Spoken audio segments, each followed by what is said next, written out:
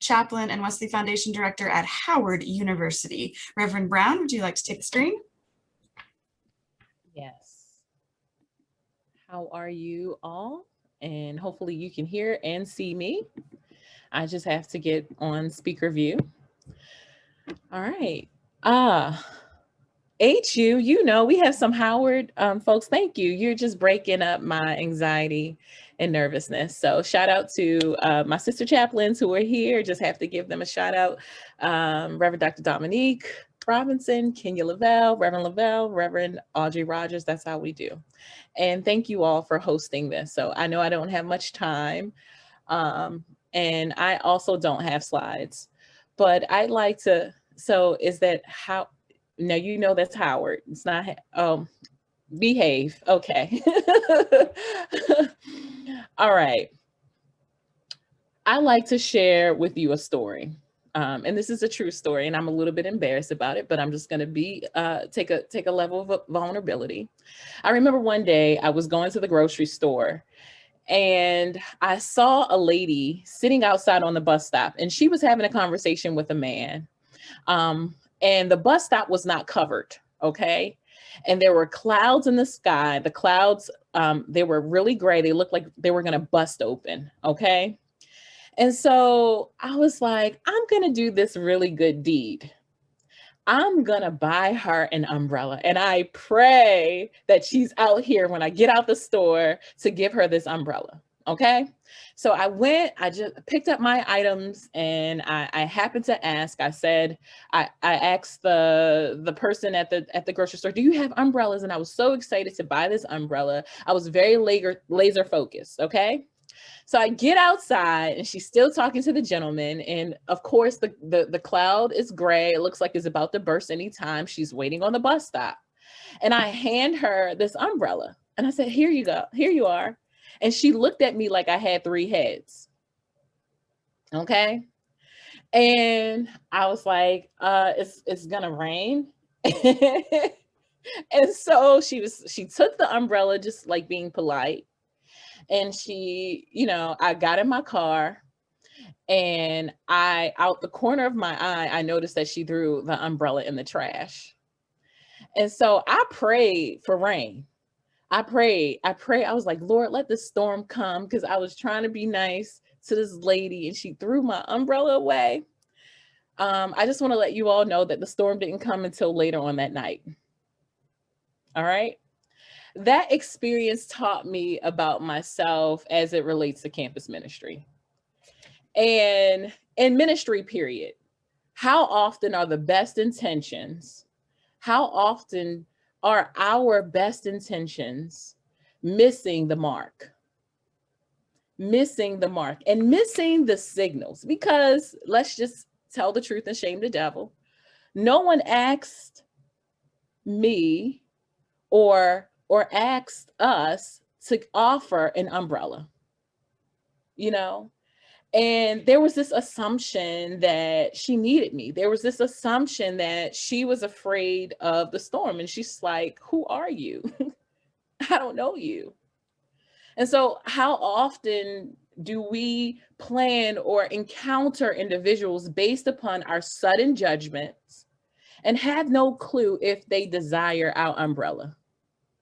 I dismiss looking at her from a God view, and in a coaching view. Coaching says that you're whole, you're resourceful, and you're creative.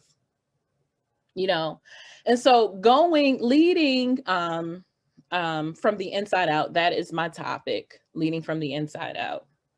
I realized that she was not the problem, I was. And I made those assumptions many times on college campuses early on, until I learned that people don't want my umbrella, and they just threw it in the trash, and I can have the best intentions. And I learned about myself, because to be honest with you, I stay far away from people who just come up and want to help me and want to offer me something that I didn't ask for. And especially when it's not raining yet. And so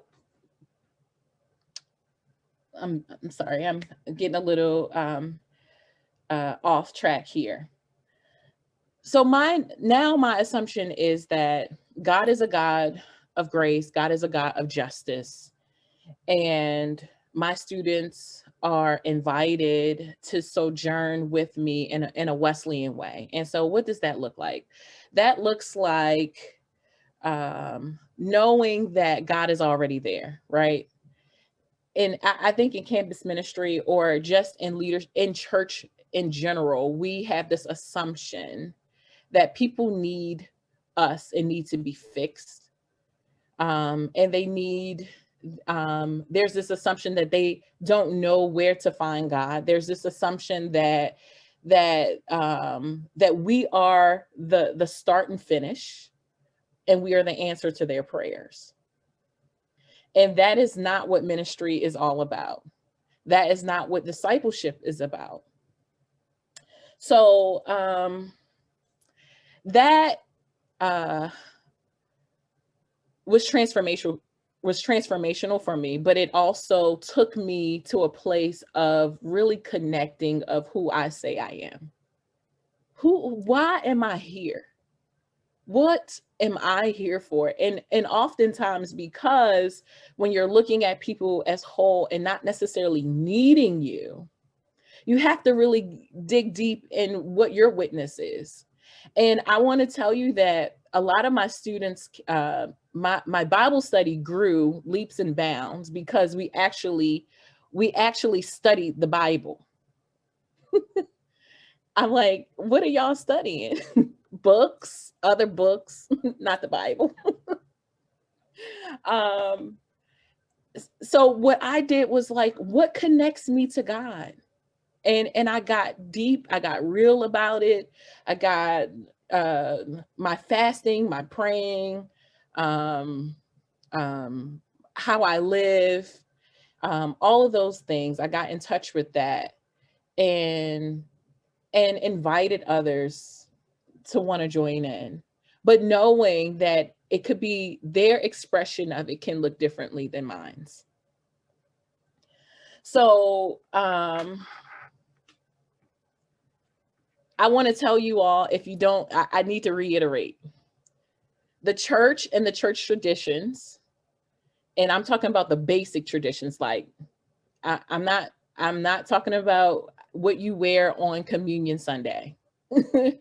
I'm saying scripture with John Wesley, how the Holy Club looked, communion, praying, fasting. All of those things are so rich and deep, and it's enough.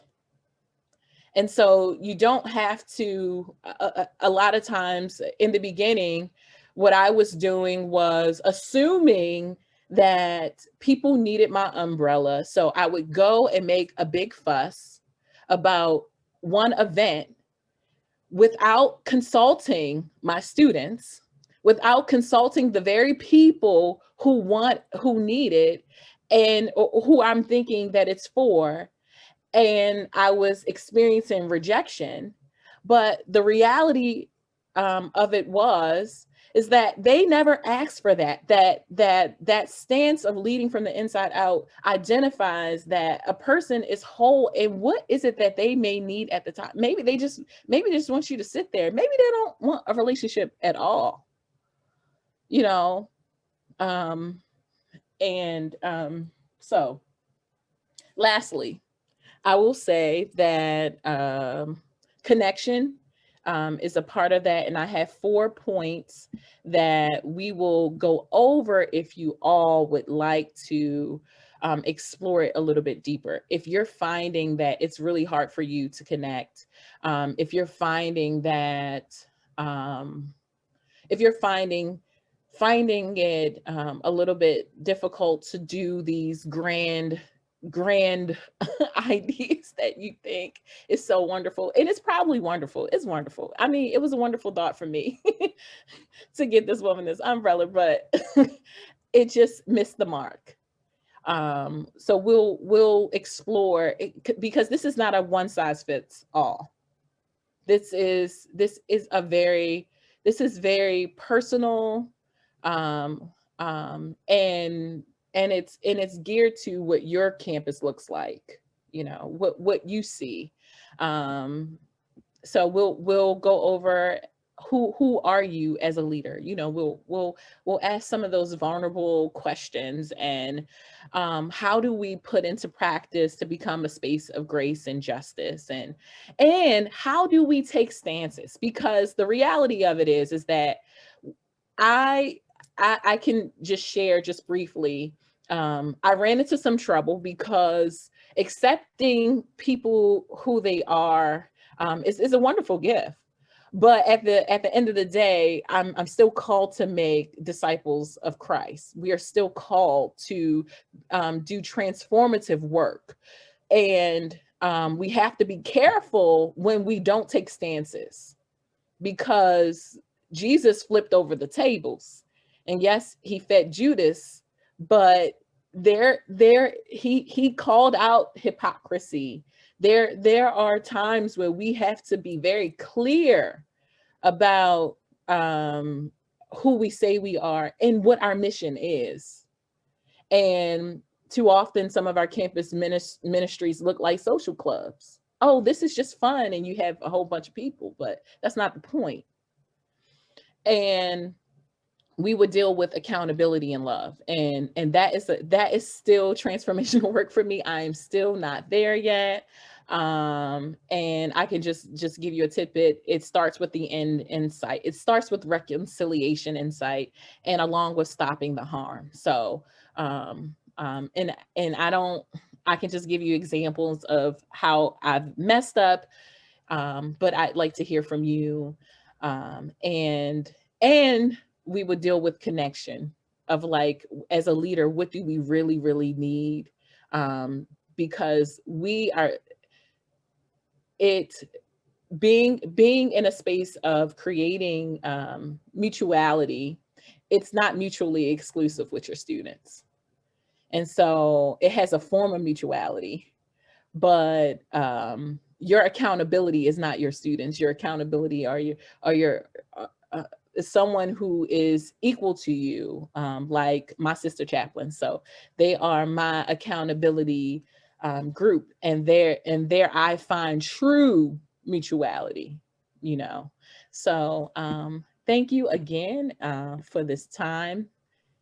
Thank you, Kelly. Thank you, Reverend Brown. Thank you.